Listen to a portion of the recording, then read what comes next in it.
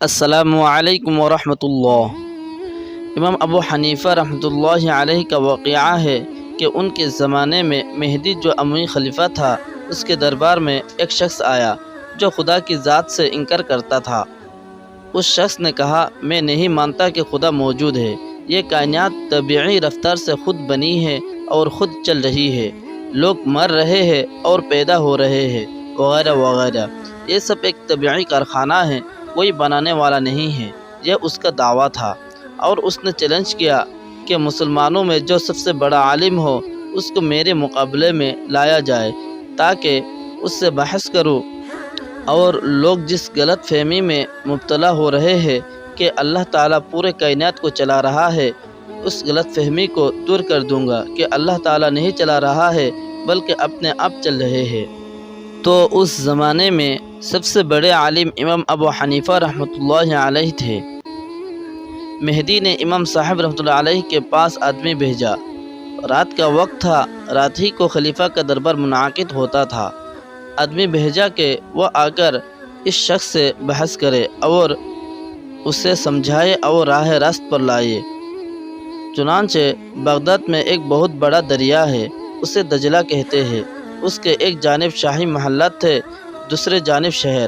تو امام ابو حنیفہ رحمۃ اللہ علیہ شہر میں رہتے تھے، اس لیے دریا پار کر کے آنا پڑتا تھا۔ چنانچہ آدمی پہنچ کر حضرت امام ابو حنیفہ رحمۃ اللہ علیہ سے کہا کہ دربار میں ایک شخص آ گیا ہے اور وہ دعویٰ کر رہا ہے کہ خدا کا وجود نہیں ہے، کائنات خود بخود چل رہی ہے، مناظرہ کے لیے آپ کو خلیفہ نے بلایا ہے۔ امام صاحب رحمۃ اللہ علیہ نے فرمایا، اچھا آپ جا کے کہہ دے کہ میں آ رہا ہوں۔ وہ آدمی واپس گیا اور کہا کہ امام صاحب رحمۃ اللہ علیہ کو میں نے خبر کر دی ہے اور آپ آنے والے ہیں۔ اب دربار لگا ہوا ہے، خلیفہ امراء وزراء بیٹھے ہوئے ہیں اور وہ شخص بھی بیٹھا ہوا ہے۔ امام صاحب رحمۃ اللہ علیہ کا انتظار ہے مگر امام صاحب نہیں آ رہے۔ رات کے 12 بج گئے، امام صاحب نہیں آئے۔ وہ شخص کہنے لگا کہ معلوم ہوتا ہے کہ امام صاحب رحمۃ اللہ علیہ ڈر گئے ہیں اور سمجھ گئے ہیں کہ کوئی بڑا فلسفی آیا ہے، میں اس سے نمٹ نہیں سکوں گا، اس واسطے گھر میں چھپ کر بیٹھ گئے، اور آپ یقین رکھیں وہ نہیں آئیں گے، میرے مقابلے میں کوئی نہیں آ سکتا۔ اب سارے دربار حیران میں ہیں اور وہ شخص بیٹھا ہوا شیخی دکھا رہا ہے۔ جب رات کا 1 بجا تو امام صاحب رحمۃ اللہ علیہ پہنچے، دربار میں حاضر ہوئے۔ خلیفہ وقت نے تعظیم کی جیسے علماء ربانی کی جاتی ہے۔ تمام دربار کھڑا ہو گیا۔ خلیفہ نے امام صاحب رحمۃ اللہ علیہ سے کہا کہ آپ اتنی دیر میں کیوں آئے؟ آدمی رات کے 8 بجے بھیجا گیا تھا، اب رات کا 1 بجا ہے، آخر اتنی تاخیر کی کیا وجہ پیش آئی؟ شاہی حکم تھا، اس کی تعمیل جلد ہونی چاہیے تھی، نہ یہ کہ اس میں اتنی دیر لگائی جائے۔ امام صاحب رحمۃ اللہ علیہ نے فرمایا کہ ایک عجیب و غریب حادثہ پیش آ گیا جس کی وجہ سے مجھے دیر لگی، اور عمر بھر میں نے ایسا واقعہ کبھی نہیں دیکھا تھا۔ میں حیران ہوں کہ کیا قصہ پیش آیا۔ اس انداز سے بیان کیا کہ سارا دربار حیران ہو گیا، کیا حادثہ پیش آ گیا؟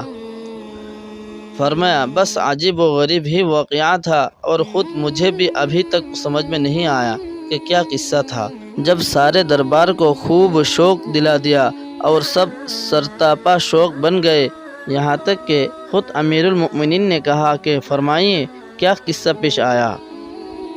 حضرت امام ابو حنیفہ رحمۃ اللہ علیہ فرمایا، قصہ یہ پیش آیا، جب میں شاہی محل میں اترنے کے لیے چلا ہوں تو دریا بیچ میں تھا۔ دریا کے کنارے پر جو پہنچا تو اندھیری رات تھی، نہ کوئی ملاح تھا نہ کشتی تھی، آنے کا کوئی راستہ نہ تھا۔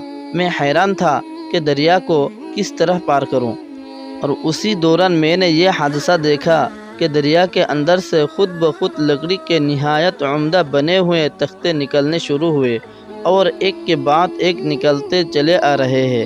میں حیران سے دیکھ رہا تھا کہ یا اللہ، دریا میں سے موتی نکل سکتا ہے، مچھلی نکل سکتی ہے، مگر یہ بنے بنائے تختے کہاں سے آئے؟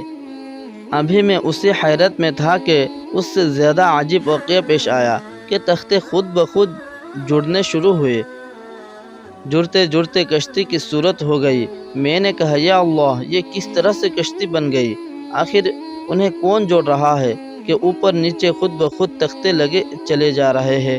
ابھی میں اسی حیرت میں تھا کہ دریا کے اندر سے لوہے کی کیلیں نکلنی شروع ہو گئی اور خود بخود اس کے اندر ٹھکنے لگے اور جڑ جڑا کے بہترین قسم کی کشتی بن گئے۔ میں حیرت میں تھا کہ یہ کیا ماجرا ہے۔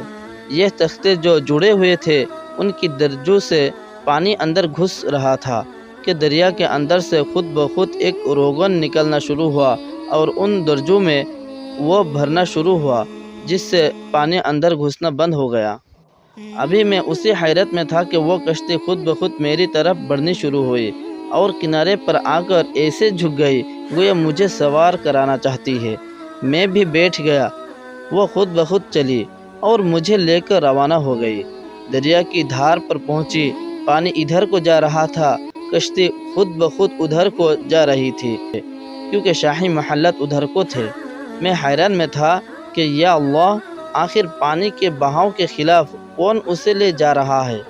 یہاں تک کہ شاہی محل کے قریب کنارے پر پہنچ گئی اور آخر جھک کر پھر کنارے پر کھڑی ہو گئی کہ میں اتر جاؤں تو میں اتر گیا۔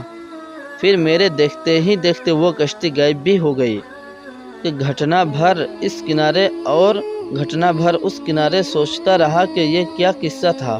یہی حادثہ ہے کہ جس کی وجہ سے تحیر میں کئی گھنٹے لگ گئے۔ اب تک سمجھ میں نہیں آیا کیا ماجرا تھا، اور میں امیر المؤمنین سے معافی چاہتا ہوں کہ 8 بجے بلایا گیا اور 1 بجے پہنچا ہوں۔ اس شخص نے کہا امام صاحب، میں نے تو یہ سنا تھا کہ آپ بڑے عالم ہیں، بڑے دانشمند اور فاضل مند آدمی ہیں، مگر بچوں کی سی باتیں کر رہے ہیں۔ بھلا یہ ممکن ہے کہ پانی میں سے خود بخود تختے نکل آئے، خود ہی جوڑنے لگے، خود ہی کیلیں ٹھک جائے، خود ہی روغن لگ جائے، خود آ کے کشتی اپنے آپ کو جھکا دے، اب اس پر بیٹھ جائے اور خود ہی لے کر چل دے، خود ہی وہ کنارے پر پہنچا دے؟ کیا یہ کوئی عقل میں آنے والی بات ہے؟ میں نے سمجھا تھا کہ آپ بڑے دانشمند، فاضل اور عالم ہیں، امام آپ کا لقب ہے، اور باتیں کر رہے ہیں اب نادانوں اور بچوں جیسی۔ یہ کیسے ممکن ہے کہ کوئی کشتی بنانے والا نہیں، خود بخود بن گئی؟ کوئی کیلیں ٹھوکنے والا نہیں، خود بخود ٹھک گئی؟ کوئی روغن بھرنے والا نہیں، خود ہی بھر گیا؟ کوئی چلانے والا ملاح نہیں، خود ہی چل پڑی؟ کوئی سمجھانے والا نہیں، خود ہی سمجھ گئی کہ مجھے شاہی محل کے اوپر جانا ہے؟ کیا یہ عقل میں آنے والی بات ہے؟ امام ابو حنیفہ رحمۃ اللہ علیہ نے فرمایا، اچھا، کیا یہ بات نادانی اور بیوقوفی کی ہے؟ اس شخص نے کہا، جی ہاں۔ امام صاحب نے فرمایا، ایک کشتی بغیر بنانے والے کے بن نہ سکے، بغیر چلانے والے کے چل نہ سکے، بغیر کیلیں ٹھوکنے والے کے اس کی کیلیں ٹھوک نہ سکے، اور یہ اتنا بڑا جہاں جس کی چھت آسمان ہے، جس کا فرش زمین ہے، جس کی فضا میں لاکھوں جانور ہے، یہ خود بخود بن گیا، خود ہی چل رہا ہے، سورج بھی چاند بھی خود ہی چل رہے ہیں، تو یہ ذرا بتاؤ، یہ کوئی عقل میں آنے والی بات ہے؟ ایک معمولی کشتی جسے انسان بنا سکتا ہے، یہ تو بغیر بنانے والے کے نہ بنے، اور اتنا بڑا جہان ہو، انسان کے بس میں نہیں، وہ خود بخود بن جائے، تو تمہاری عقل بچوں جیسی ہے یا میری عقل بچوں جیسی؟ میں نادان ہوں یا تم نادان ہو؟ مناظرہ ختم ہو گیا اور بحث تمام ہو گئی، اور یہ شخص اپنا منہ لے کر واپس ہو گیا۔ اب کیا بحث کرے؟ جو اس کی بنیاد تھی وہ ساری کی ساری ختم ہو گئی۔ وآخر دعوانا الحمدللہ رب العالمین۔